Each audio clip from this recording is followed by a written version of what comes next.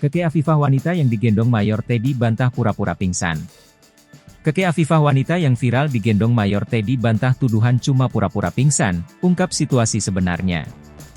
Diberitakan sebelumnya, aksi Mayor Teddy menggendong wanita pingsan ketika acara kampanye Akbar di Gelora Bung Karno, Sabtu, 10 Februari 2024, menjadi viral.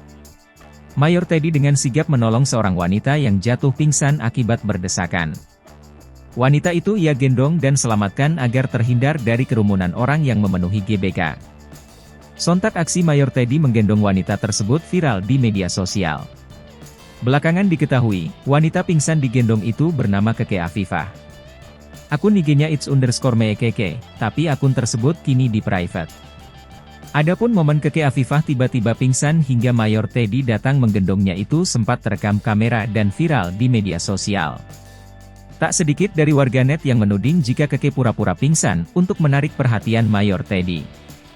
Terlebih banyak yang menyebutnya pingsan pura-pura karena masih kuat memegang barang hingga handphonenya.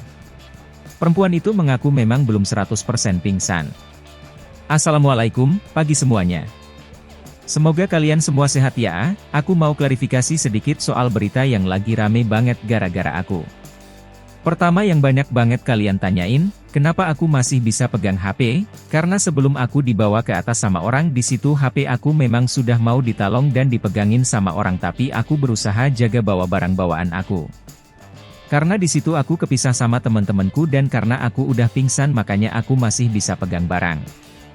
Bawaan aku jadi aku belum 100 pingsan kok. Bahkan, Keke sendiri mengaku tidak menyangka jika ia akan dibawa ke atas panggung dan diangkat oleh ajudan Prabowo. Ia pun menegaskan bahwa tidak ada yang dibuat-buat atas peristiwa itu.